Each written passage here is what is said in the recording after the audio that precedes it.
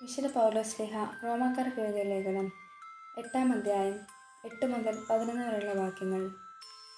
ജഡക പ്രവണതകൾ അനുസരിച്ച് ജീവിക്കുന്നവർക്ക് ദൈവത്തെ പ്രസാദിക്കുക സാധ്യമല്ല.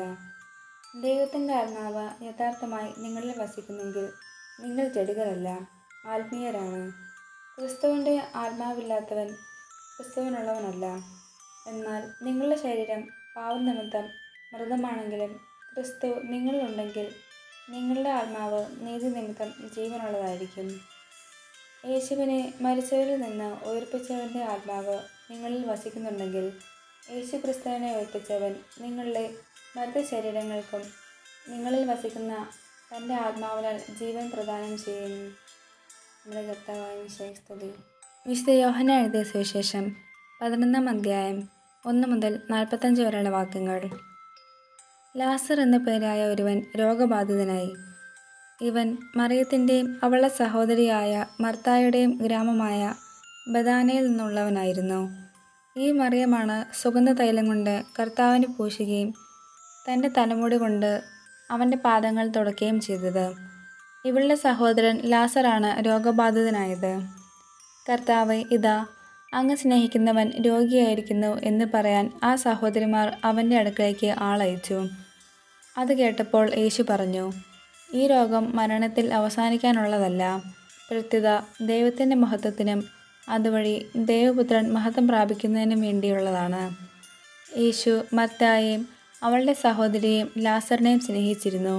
എങ്കിലും അവൻ രോഗിയായി എന്ന് കേട്ടിട്ടും യേശു താൻ താമസിച്ചിരുന്ന സ്ഥലത്ത് തന്നെ 2 ദിവസം കൂടി ചെലവഴിച്ചു.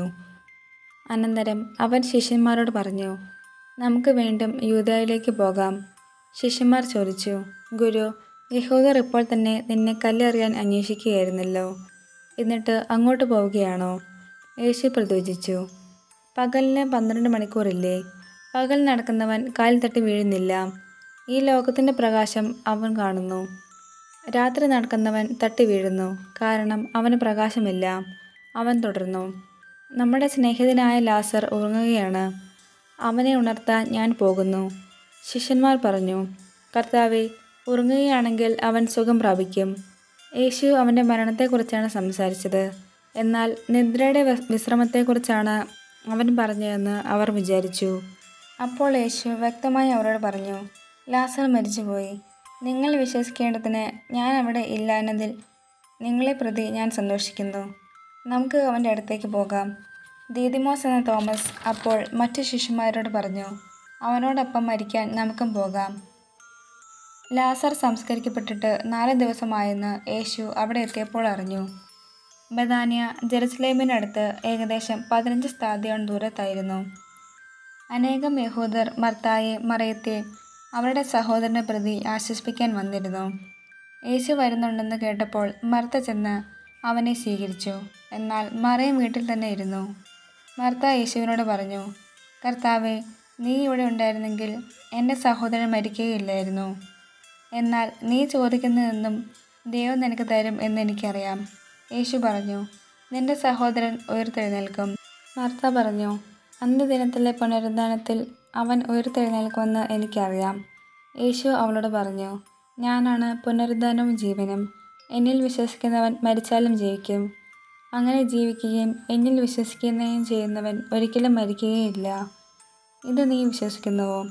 അവൾ പറഞ്ഞു, ഉവ്വ് കർത്താവേ, നീ ലോകത്തിലേക്ക് വരാനിരിക്കുന്ന ദൈവപുത്രനായ ക്രിസ്തുവാണെന്ന് ഞാൻ വിശ്വസിക്കുന്നു. ഇത് പറഞ്ഞിട്ട് അവൾ പോയി തൻ്റെ സഹോദരിയായ മറിയത്തെ വിളിച്ച്, ഇതാ ഗുരു ഇവിടെയുണ്ട്, നിന്നെ വിളിക്കുന്നു എന്ന് സ്വകാര്യമായി പറഞ്ഞു. ഇത് കേട്ട ഉടനെ അവൾ എഴുന്നേറ്റ് അവൻ്റെ അടുത്തേക്ക് ചെന്നു. യേശു അപ്പോഴും ഗ്രാമത്തിൽ പ്രവേശിച്ചിട്ടില്ലായിരുന്നു. മർത്ത കണ്ട സ്ഥലത്ത് തന്നെ അവൻ നിൽക്കുകയായിരുന്നു. മറിയം തിടുക്കത്തിൽ എഴുന്നേറ്റ് പുറത്തേക്ക് പോകുന്നത് കണ്ട് വീട്ടിൽ അവളെ ആശ്വസിപ്പിച്ചുകൊണ്ടിരുന്ന യഹൂദർ അവളെ അനുഗമിച്ചു. അവൾ ശവകുടീരത്തിങ്കൽ കരയാൻ പോവുകയാണെന്ന് അവർ വിചാരിച്ചു. മറിയം യേശു നിന്നിടത്ത് വന്ന് അവനെ കണ്ടപ്പോൾ കാൽക്കൽ വീണ് പറഞ്ഞു, കർത്താവേ, നീ ഇവിടെ ഉണ്ടായിരുന്നെങ്കിൽ എൻ്റെ സഹോദരൻ മരിക്കുമായിരുന്നില്ല. അവളും അവളുടെ കൂടെ വന്ന യഹൂദരും കരയുന്നത് കണ്ടപ്പോൾ യേശു ആത്മാവിനാൽ നെടുവീർപ്പെട്ടുകൊണ്ട് അസ്വസ്ഥനായി ചോദിച്ചു, അവനെ അടക്കിയിരിക്കുന്നത് എവിടെയാണ്? അവർ അവനോട് പറഞ്ഞു, കർത്താവേ, വന്ന് കാണുക. യേശു കണ്ണീർ പൊഴിച്ചു. അപ്പോൾ യഹൂദർ പറഞ്ഞു, നോക്കൂ, അവൻ എത്രമാത്രം അവനെ സ്നേഹിച്ചിരുന്നു.